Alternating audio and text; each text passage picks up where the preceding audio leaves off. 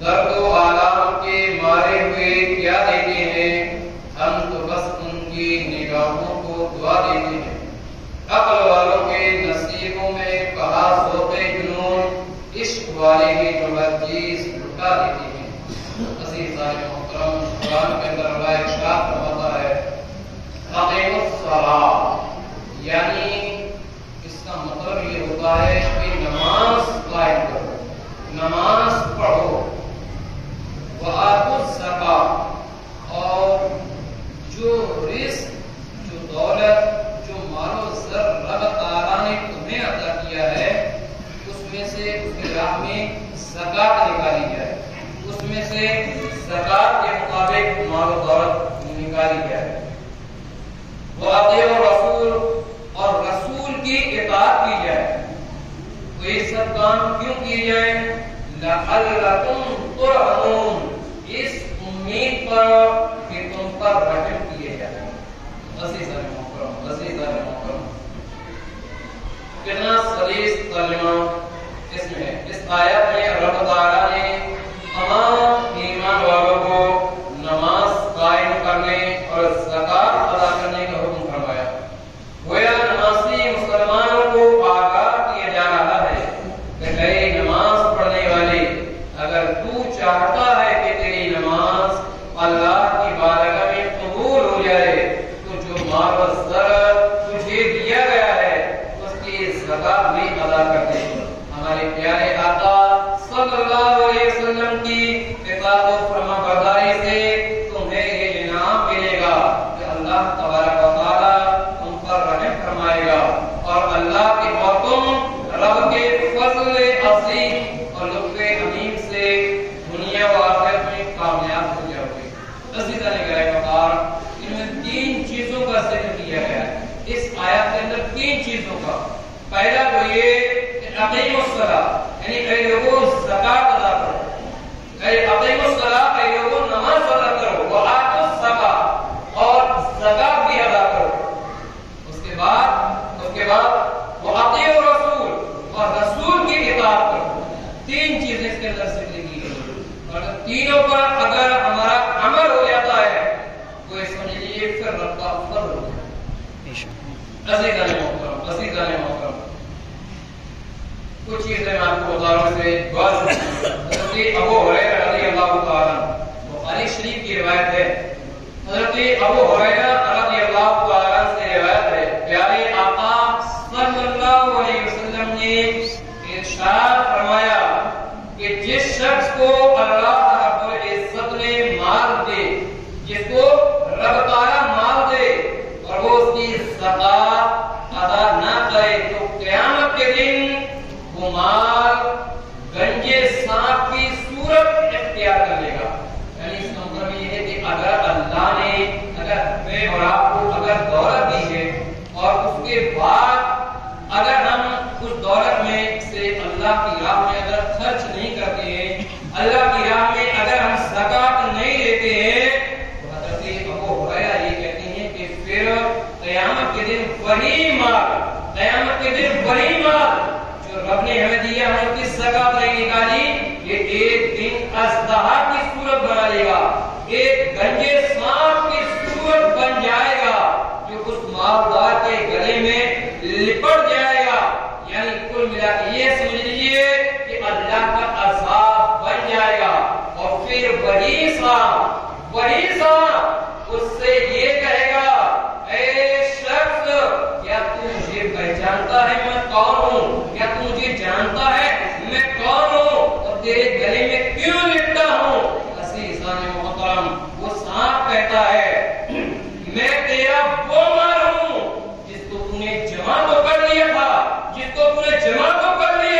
لیکن اس میں سے تم نے اللہ کی راہ میں خرچ نہیں کیا، میں تیرا وہی مال ہوں تو اللہ کی جانب سے تیرے لیے عذاب بن کر آیا۔ عزیزان محترم، یہاں گنجا کا استعمال کیا گیا کہ گنجا سانپ میں الگ سے استعمال کیا، اس کی وجہ یہ ہے، بیان کی گئی ہے محدثین نے، کہ ایک سانپ جب 1000 برس کا ہو جاتا ہے، سانپ جب 1000 سال کا ہو جائے تو اس کے سر پر بال اگ جاتا ہے، اس کے سر پر بال اگ جاتے ہیں، اور جب 2000 سال کا ہو جاتا ہے تو پھر وہی بال اس کے سر سے گر جاتے ہیں۔ اب گرتے کیوں ہیں؟ اس کی وجہ بھی محدثین نے ذکر کیا ہے۔ بولے 2000 سال میں وہی بال اس لیے گر جاتے ہیں کہ اس سانپ کے اندر زہر بہت زیادہ ہو جاتا ہے، تو اس زہر کی وجہ سے وہ بال گر جاتے ہیں۔ اور حضور علیہ السلام فرماتی ہیں اور وہی زہریلا سانپ اس کے گلے میں لپٹا رہے گا، اور اس کو برابر ڈستا رہے گا، اس کو برابر سزائیں دیتا رہے گا۔ اور یہ وہ اژدہا ہے، یہ وہ اژدہا ہے جس کے تعلق سے کہا جاتا ہے کہ اگر دنیا میں صرف ایک بار پھونک دے، منہ کھول دے سانپ اور پھونک دے، تو اتنا زہریلا ہے، اتنا زہریلا ہے کہ اس کے زہر کی وجہ سے دنیا کے تمام لوگ مر جائیں۔ عزیزان یہ اس شخص کے لیے کہ جس کو اللہ نے دولت دی، لیکن اس کی رضا میں، اس کی راہ میں زکات نہیں ہے۔ بخاری کی عزیزان کرام، دوسری روایت کہ اللہ رب العزت نے اگر آپ کو سونا، چاندی، مال، دولت سے نوازا ہے، اس کو بڑے غور سنیے گا، اگر اللہ رب العزت نے آپ کو سونا و چاندی، مال، دولت سے نوازا ہے تو مکمل زکات ادا کریں، مکمل یعنی پوری، ورنہ یہی دولت گنجے سانپ بن کر آپ کو ڈسیں گے۔ اس وقت نہ باپ کام آئے گا، نہ بیٹا کام آئے گا جس کے لیے تم نے مال و دولت جمع کیا ہے۔ گنجے سانپ کا عذاب کم نہ سمجھنا عزیزان محترم۔ یہاں بتانے کا مطلب یہ کہ باپ کام نہیں آئے گا، نہ بیٹا کام نہیں آئے گا جس کے لیے دولت کو جمع کیا ہے۔ جیسا کہ میں نے پہلے حدیث آپ کے سامنے کئی بار ذکر کیا گیا کہ قیامت کے اندر نہ تو باپ بیٹے کے پاس آئے گا، پہچانے کے سب ایسا نہیں کہ نہیں پہچانے گا، جانیں گے سب لیکن پہچاننے سے انکار کر دیں گے، جانیں گے سب لیکن پہچاننے سے انکار کر دیں گے۔ رب کا عذاب اتنا سخت ہوگا کہ آپس میں ایک دوسرے کو بتائیں گے نہیں بھائی اس سے ہمارا کوئی رشتہ نہیں۔ حدیث شریف کے اندر آتا ہے حضرت ابو ہریرہ رضی اللہ عنہ کہ آقا کریم صلی اللہ علیہ وسلم کے بعد جب حضرت ابو بکر صدیق خلیفہ ہوئے، حضور کے بعد جب صدیق اکبر خلیفہ ہوئے تو کچھ لوگوں نے زکات دینے سے انکار کر دیا، کچھ لوگوں نے زکات دینے سے انکار کر دیا، جنہیں منکرین زکات کے نام سے جانا جاتا ہے، یعنی وہ زکات کا انکار کرنے لگے۔ کیا بولے بھائی؟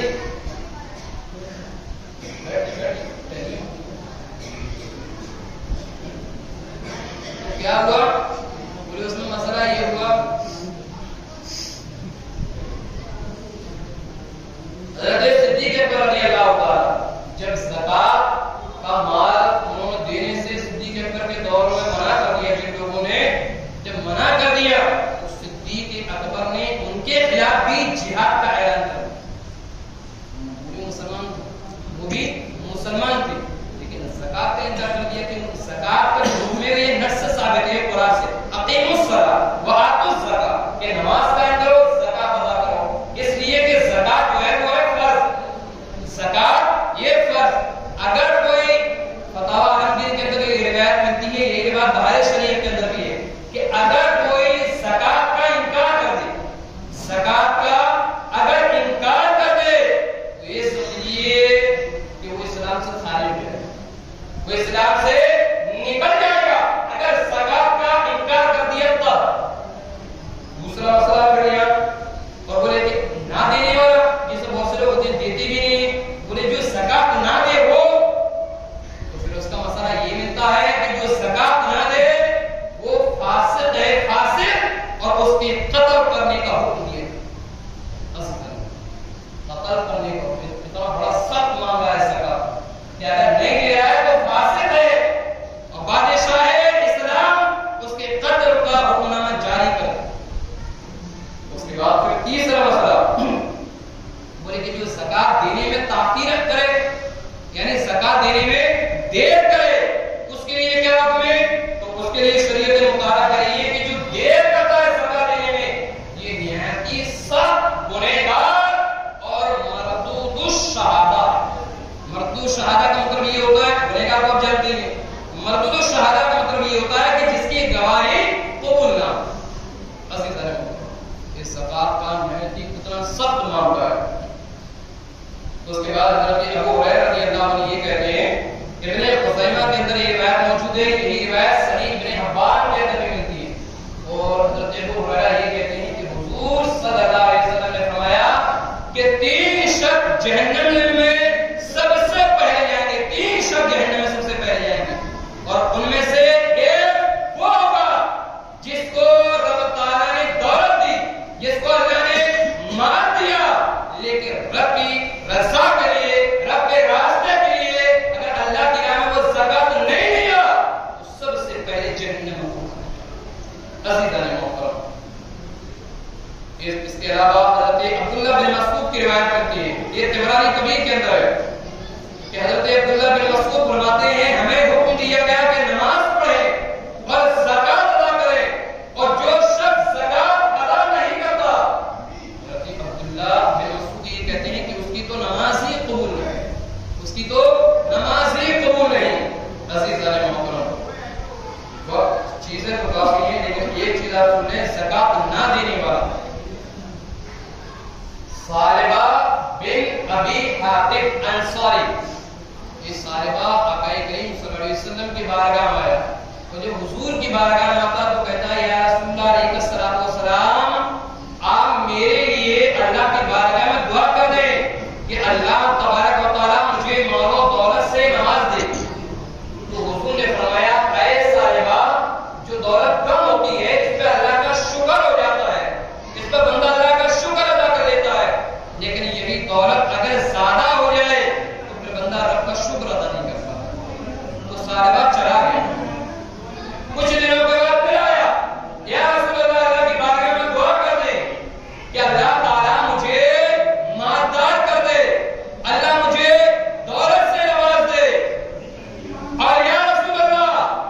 یہ صالبہ وعدہ کرتا ہے کہ جس رب نے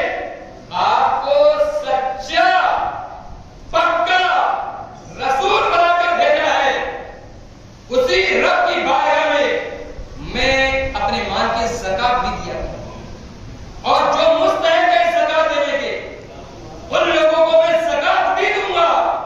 آقا کریم نے فرمایا ٹھیک ہے صالبہ، اگر تمہاری یہی مرضی ہے ہم اللہ کی بارگاہ میں دعا کیے دیتے۔ حضور علیہ السلام نے اللہ کی بارگاہ میں دعا کی کہ رب تعالیٰ صالبہ کے حق میں مولا میری دعا قبول عطا فرما، اللہ اس کو مال و دولت عطا۔ حضور علیہ السلام کی دعا تھی رب کی بارگاہ میں، قبول ہو گئی، اور جب قبول ہو گئی تو پھر اس کے بعد یہ ہوا کہ کچھ دنوں کے بعد صالبہ نے بکریاں لی، اور جب بکریاں اس نے خریدی ہیں تو بکریوں میں اتنی برکت ہوئی، اتنی برکت ہوئی، اتنی کہ حضرت ابو امامہ باہلی رضی اللہ عنہ یہ کہتے ہیں، ان کے لفظ حضرت ابو امامہ باہلی کے کہ مدینے کے اندر جگہ کم پڑ گئی، مدینے کے اندر جگہ کم پڑ گئی، اللہ نے اس کی بکریوں میں اتنا اضافہ فرما دیا، اتنی برکت دی۔ پھر کیا ہوا، پھر وہ مدینے سے باہر جنگل میں چلا گیا بکریوں کو لے کر، اور وہیں رہنے لگا۔ پہلے صالبہ 5 وقت کی نماز پڑھتا تھا، اب کیا ہوا، اب 3 وقت چھوڑ دی، فجر بھی چھوڑ دی، عشاء بھی چھوڑ دی، اور اس کے بعد مغرب بھی چھوڑ دی، مغرب عشاء فجر بھی چھوڑ دی، اب ظہر اور عصر ادا کر لی۔ کچھ وقت ایسا آیا کہ پھر وہ 5 وقت کی نماز بھی چھوڑ دی، اور جب 5 وقت کی نماز چھوڑ دی، دولت کے لالچ میں کہ اب میں بہت مالدار ہو گیا، پھر کیا ہوا، پھر وہ جمعہ بھی چھوڑ دیا۔ اب جب جمعہ چھوڑ دیا تو اللہ کے نبی صلی اللہ علیہ وسلم نے صحابہ کرام سے پوچھا کہ صالبہ کا کیا حال ہے؟ پہلے تو 5 وقت کی نماز کے لیے آیا کرتا تھا، لیکن اب وہ نماز کے لیے نہیں آ پا رہا ہے، یہاں تک کہ جمعہ کے لیے بھی نہیں آ رہا ہے۔ صحابہ کرام نے عرض کیا رسول اللہ علیہ السلام، صحابہ کی بکریوں میں اضافہ ہو گیا، رب نے برکتیں دیے، وہ جنگل میں چلا گیا۔ اچھا، حضور نے فرمایا اے صالبہ تجھ پر افسوس ہے، اے صالبہ تجھ پر افسوس ہے، اے صالبہ تجھ پر افسوس ہے، 3 بار حضور نے فرمایا۔ اس کے بعد حضور علیہ السلام نے صحابہ کرام کو ज़कात वसूल करने के लिए भेजा कि जो उमरा है, जो मालदार है, जो दौलतमंद है, जाओ और उनसे ज़कात लेकर आ जाओ। आज भी हमारे मदरसे वगैरह चलते ना, मस्जिद में तो ज़कात लगती ही नहीं है। मदरसे चलते हैं तो मदरसे वाले क्या करते हैं, आप लोगों के पास भेजते हैं, भाई ज़कात ले आओ मदरसे के लिए, जाओ भाई ज़कात ले आओ, 4-5 आदमी को भेज देते हैं, इधर उधर करके लेकर जाओ। इसी तरीके से दौर में भी था, सहाबा को हुजूर ने भेजा तो सहाबाए किराम मालदारों से ज़कात वसूल करने गए, करते रहे, लेकिन एक वक्त वो आया कि सालबा के पास वो पहुंच गए और सालबा से कहा, ऐ सालबा, अल्लाह के नबी सल्लल्लाहु अलैहि वसल्लम ने भेजा है, हमें अपने माल की ज़कात दे दो, हमें अपने माल की ज़कात दे दो। सालबा ने कहा,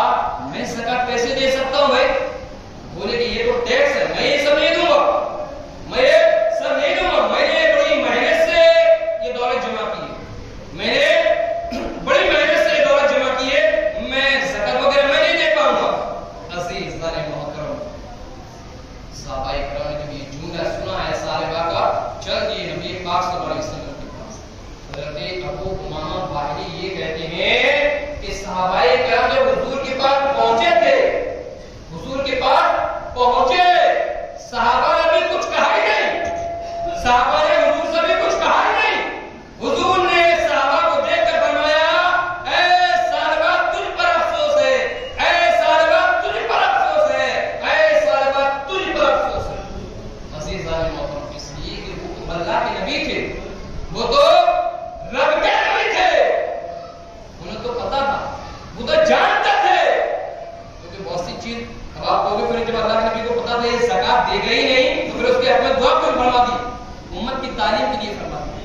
हुजूर पर जादू चला तो क्या हुजूर पर जादू चलता? उम्मत की तालीम के लिए। हुजूर पर जहर असर किया, हुजूर पर जहर असर करता, अरे जिस लुकमे को खा रहे थे वो लुकमा कह रहा था यार तो मुझ में जहर मिला हुआ, वो लुकमा कह रहा था मुझ में जहर मिला हुआ, लेकिन वो भी उम्मत की तालीम के लिए, दुनिया भी उम्मत की तालीम के लिए, वरना वो तो अल्लाह के नबी थे, वो जानता थे कि सालबा एक दिन गुमराह होगा, एक दिन ज़कात का इकरार करेगा, पैगंबर अलैहिस्सलाम जानते थे। उसके बाद नबी पाक सल्लल्लाहु अलैहि वसल्लम ने इन लोगों के आने के बाद फरमाया, सालबा तुझ पर अफसोस है। जब हुजूर ने अफसोस किया, हुजूर ने अफसोस किया, फौरन रब तआला ने कुरान के अंदर सालबा की मसन्नत में आयत करीमा नाज़िल फरमा दी। 12-10 रुकू 16 के अंदर रब इरशाद फरमाता है, इसका तर्जुमा ये है, और उनमें कोई वो है जिन्होंने अल्लाह से अहद किया था कि अगर हमें अपने फजल से देगा तो हम जरूर खैरात करेंगे। सालबा ने कहा था ना कि या रसूल अल्लाह, अगर मुझे दौलत देगा तो उसकी राह में खर्च करूंगा, मैं उसकी राह में ज़कात दूंगा। तो फिर रब इरशाद फरमाता है, उनमें कोई वो है जिन्होंने अल्लाह से अहद किया था, अल्लाह से वादा किया था कि अगर हमें अपने फजल से देगा तो हम जरूर खैरात करेंगे और जरूर हम भले आदमी हो जाएंगे, यानी अच्छे आदमी हो जाएंगे। तो जब अल्लाह ने उन्हें अपने फजल से दे दिया तो अब उसमें वो बुखल करने लगे, यानी कंजूसी करने लगे और अब मुंह फेर लिया। जब वो दौलत नहीं थी, हुजूर ने दुआ करी और उस समय ये कहा कि अगर अल्लाह मुझे दौलत दे देता तो मैं अल्लाह की राह में खर्च करूंगा, मैं अल्लाह की राह में ज़कात दूंगा। लेकिन जब रब ने दे दी तो इनकार करने लगा, और जब इनकार करने लगा तो अल्लाह ने कुरान मुक़द्दस की आयत करीमा उसकी मसन्नत में नाज़िल फरमा दी। अब जब कुरान की आयत करीमा नाज़िल हुई तो फिर क्या होता है, फिर तो अरे ये तो बड़ा गड़बड़ हो जाएगा, सालबा का तो नाम चारों तरफ चल रहा है, अब क्या करें? अगर ज़कात नहीं देते तो बदनामी होती है। तो फिर पूरा माल जमा किया और ज़कात का पूरा हिसाब लगाया, ज़कात कितनी हुई। ये सब लोग लगाते हैं कि भाई 100 रुपए में से 2.5 रुपए, 100 रुपए में से 2.5 रुपए, 1000 में से 25 रुपए, 1 लाख में से 2,500 रुपए, इस तौर पर हम लोग निकालते हैं ना। तो उसने भी जमा किया और हुजूर की बारगाह में पेश कर दिया, ये ज़कात का माल है। सरकार ने फरमाया, ऐ साहिबा अब अपनी ज़कात लेकर वापस चले जाओ, अल्लाह ने अब तुम्हारी ज़कात देने से मना कर दिया, रब को तुम्हारी ज़कात मंजूरी नहीं, अब तुम्हारी ज़कात कबूल नहीं होगी, तुम इसको लेकर जाओ। अज़ीज़ान मोहतरम, साहिबा वापस चला गया। जब चला गया आगे करीम सल्लल्लाहु अलैहि वसल्लम ने उसको देखो चला, फिर कुछ दिनों के बाद एक वक्त ऐसा आता है आगे करीम सल्लल्लाहु अलैहि वसल्लम का विसाल हो जाता है, हुजूर अलैहिस्सलाम इस दुनिया से चले जाते हैं। तब हज़रत अबू बकर खलीफा हुए, और जब अबू बकर खलीफा होते हैं अबू बकर खलीफा हुए तो फिर ये हुआ कि सिद्दीक अकबर के पास आया कि सुन्नत होगी, चलो आप सिद्दीक, ये अच्छा मौका है कि सिद्दीक अकबर को दे दूंगा और वो कबूल कर लेंगे। सिद्दीक अकबर के पास आया तो सिद्दीक अकबर ने जवाब दिया, ऐ सालवा, तूने सोच कैसे लिया कि अगर तेरी ज़कात को जब रब ने मंजूर ना किया, तेरी ज़कात को जब हमारे नबी ने कबूल ना किया, तो सिद्दीक की क्या हिम्मत कि तेरी ज़कात कबूल कर ले। बेशक फिर वापस चला गया। फिर जब सिद्दीक अकबर का दौर खत्म हुआ, फिर उमर फारूक आज़म रज़ियल्लाहु अन्हु का दौर आया। और जब उमर फारूक का दौर आया तो ये सोचा चलो फारूक आज़म के पास ले चलो। और जब उमर फारूक आज़म के पास आया तो उमर फारूक आज़म ने भी वही जवाब दिया कि तेरी ज़कात को जब अल्लाह के रसूल ने कबूल ना किया और तेरी ज़कात को जब मेरे प्यारे दोस्त सिद्दीक ने तेरी ज़कात को कबूल ना किया, तो उमर की क्या वजह कि तेरी ज़कात को कबूल करे, तेरी ज़कात को रद्द की जाती है, यहाँ से ले जा सकता है। अजीज़ तो कहीं ऐसा ना हो कि ये सारा की सब में हमारा और आपका शुमार हो जाए। अगर रब ताला ने अगर दौलत दी है तो उसकी रजा के लिए खर्च करो, उसकी राह में सदा दो, ताकि अल्लाह तबारक व तआला हमारे और आपके ऊपर अपना फजल फरमाए। दूसरी चीज ये कि जैसे मैंने पिछली बार कहा, आपको फिर कहा कि हमारा इदारा मुस्तहिक है, आपके अपने बच्चे हैं, अगर हमारे अच्छा ताउन रहा तो इंशाअल्लाह हम मज़ीद तरीके से बेहतर तरीके से बच्चों को तालीम दे सकते हैं। अभी हमारे पास 15 बच्चे, हम ये चाहते हैं कि अगर हमारा ताउन रहा तो इंशाअल्लाह हम मज़ीद बच्चे बढ़ाएंगे ताकि ज्यादा से ज्यादा पूरे जिला के अंदर हम काम कर सके दीनी वकील का। देखिए अम्बाकर का हमारे पास है, ग्वालियर का हमारे पास है, कैरास का हमारे पास है और दीगर जगहों के बच्चे हमारे पास है, सुभाष नगर का भी बच्चा हमारे पास है। तो हम ये सोच लिए कि दीन के लिए काम कर रहे हैं। आपसे अदबन गुजारिश है कि जो भी ज़कात फितरा हो मदरसे के लिए जरूर ताउन करें। इसके अलावा भी नेताजी बाहर बैठ जाएंगे और बच्चे भी रहेंगे, मदरसे के लिए जो भी हफ्ते में निकले वो तो निकाल ही दीजिए, और ज़कात फितरा कहीं मत दीजिएगा, अपने इदारे को दीजिए, क्योंकि आपने उसूल पढ़ा हुआ और ये मसला भी है कि जो सबसे ज्यादा मुस्तहिक हो अपनी ज़कात और फितरा वहां अदा करो जो सबसे ज्यादा मुस्तहिक हो, ऐसे मज़ीद हमारे सभा में इजाफा हो सके।